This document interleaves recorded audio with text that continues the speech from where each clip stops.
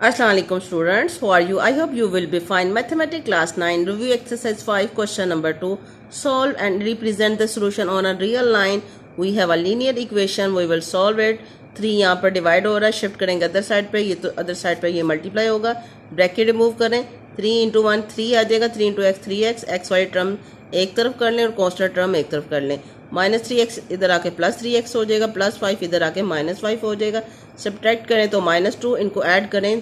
तो 4, 3 + 1 4 होता है, 4 मल्टीप्लाई हो रहा है, इधर आके डिवाइड होगा, -2/4, तो ये x की वैल्यू क्या आ गई, -1/2, तो x की वैल्यू -1/2 हमारे पास आ गई। इसको रिप्रेजेंट करेंगे, नेगेटिव है ना, तो 0 और -1 के मिड में हाफ है ना, तो 0 और -1 के मिड पॉइंट पे आप मार्क कर लेंगे। अदर क्वेश्चन भी सेम इसी तरह है, 3 2 = 6, तो एलसीएम 6 है, तो ईच टर्म को मैंने 6 के साथ मल्टीप्लाई कर दिया। 3 2 = 6, ब्रैकेट रिमूव करें, 2 2 = 4x, 2 इंटू 1 2 आ जाएगा, 2 3 = 6, 3 इंटू 1 3 आ जाएगा, 6 1 = 6 and 3 2 = 6, 2 into x 2x, minus sign की वजह से ये प्लस हो गया, 2 1 = 2,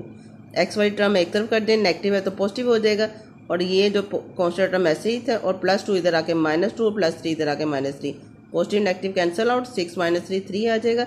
6 मल्टीप्लाई हो रहा है, इधर आके डिवाइड हो जाएगा, 3 1 = 3, 3 2 = 6, तो 1/2 इसका x की वैल्यू आ गई। 1/2 का क्या मतलब होता है, हाफ, तो ये 0 और 1 के मिड में हाफ, तो यहाँ पर मैं मार्क कर दूंगी। अब नेक्स्ट हमारे पास इनइक्वालिटी इक्वेशन थी, तो इसमें वो सेम वही मेथड है, +7 इधर आके -7, कॉन्स्टेंट टर्म एक तरफ मैंने कर ली और वेरिएबल वाली एक तरफ कर ली, तो +3 इधर आकर x जो के साथ 3 मल्टीप्लाई हो रहा है, इधर आके डिवाइड होगा, तो 9 / 3, तो x <3 है, तो आपने ये 3 से जो एरो का डायरेक्शन टूवर्ड लेफ्ट साइड की तरफ करेंगे, इसका मतलब है कि 3 से लेस है, और इस सर्कल को आप फिल नहीं करेंगे, इसका मतलब है x लेस है 3 से और इसमें 3 इंक्लूड नहीं है।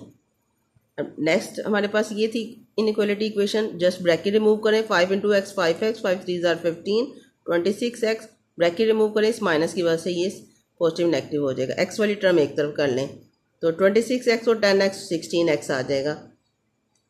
और ये 16x था, तो +5x इधर आके -5x और -4 इधर आके +4, मैंने वेरिएबल वाली टर्म एक तरफ कर ली और कॉन्स्टेंट टर्म एक तरफ कर ली, इनको सब्ट्रैक्ट किया तो -11, इनको सब्ट्रैक्ट किया तो 11 मल्टीप्लाई और इधर आके डिवाइड, तो x की वैल्यू क्या आ जाएगी, ग्रेटर एंड इक्वल टू -1, इसको यूँ भी लिख सकते हैं, x लेस देन -1 है ना, तो -1 से लेस, ये हमारी लेफ्ट हैंड साइड की तरफ एरो का डायरेक्शन होगा, और यहाँ पर आप सर्कल को फिल करेंगे, इसका मतलब है कि -1 इसमें इंक्लूड है, इसलिए अगर ये नीचे इक्वल साइन हो ना लेस के, तो फिर आप सर्कल को फिल करते हैं, यहाँ पर ये देखें लेस था, इक्वल नहीं था, इसलिए फिर मैंने सर्कल को फिल नहीं किया था, इसका मतलब इंक्लूड नहीं था, और इसका मतलब है इसमें जो भी टर्म है -1 वो इंक्लूड है। क्वेश्चन नंबर 3, इसमें हमने सोल्यूशन रीजन फाइंड आउट करना लीनियर इक्वेशन का। हमारे पास 2 लीनियर इनइक्वालिटीज़ हैं,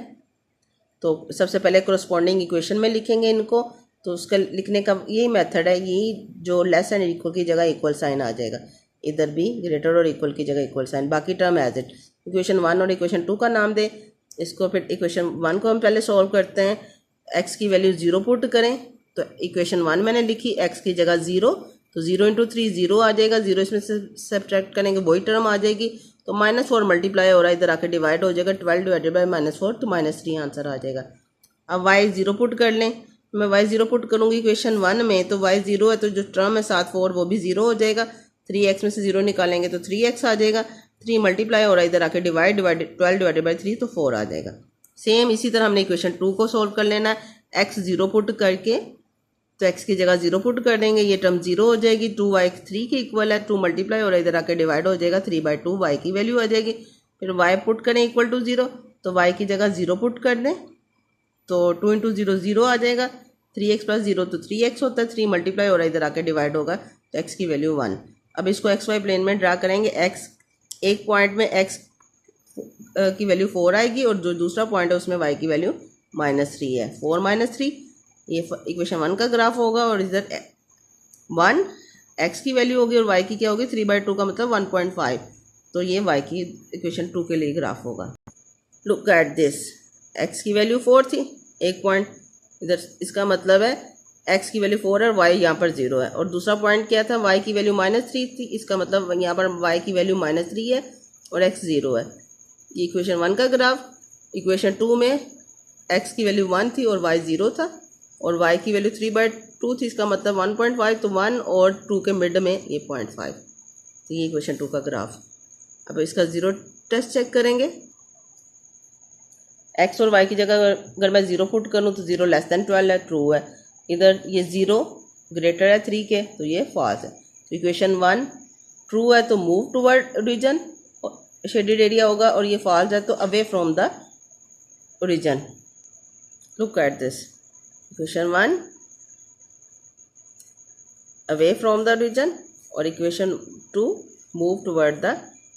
equation 1 move toward the origin, ये ओरिजिन की तरफ मूव करेगा, ये सारा हमारा शेडेड एरिया, और ये अवे फ्रॉम द ओरिजिन। अब देखिए इन दोनों में कॉमन कौन सा है, तो ये इसमें कॉमन नहीं है, इसका ये इस तरफ है और ये इस तरफ है, तो इनका कॉमन रीजन ये है। तो कॉमन रीजन को आपने शेडेड कर देना, यहाँ पर आपने शेड नहीं करना, जो दोनों में कॉमन होता है ये कॉमन है, इधर इसका टुवर्ड ओरिजिन और इसका ये। अब नेक्स्ट क्वेश्चन भी सेम इसी तरह है, आप उसको पहले एसोसिएटेड फॉर्म में लिखें दोनों इनइक्वालिटीज़ को, फिर फॉर इक्वेशन 1 आपने x 0 पुट करना है, तो x की जगह 0 पुट करेंगे तो y की वैल्यू 4 आ जाएगी, और फिर y इक्वेशन 1 में 0 पुट करेंगे तो y की जगह 0 पुट करेंगे तो 2x = 4 है, तो x की वैल्यू क्या आ जाएगी, 2 2 = 4, 2 आ जाएगी।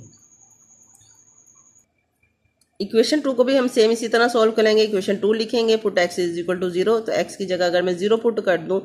तो 2y 6 के इक्वल आ जाएगा, तो इनको ऐड करेंगे तो 2y, 2 मल्टीप्लाई और इधर आके डिवाइड, 6 / 2 तो 3y की वैल्यू। अब इक्वेशन 2 में y 0 पुट करें, इक्वेशन 2 लिखें, y की जगह 0 पुट कर दें, 0 × 2 0 आ जाएगा, x + 0 x होता है, x की वैल्यू 6 आ जाएगी। अब इसको हम xy प्लेन में ड्रा करेंगे। x हमारे पास था एक पॉइंट में 2 और y 4, ये देखें x की वैल्यू 2 और y की वैल्यू 4, इसका मतलब है इस पॉइंट पे x की वैल्यू 2 है और y 0 है,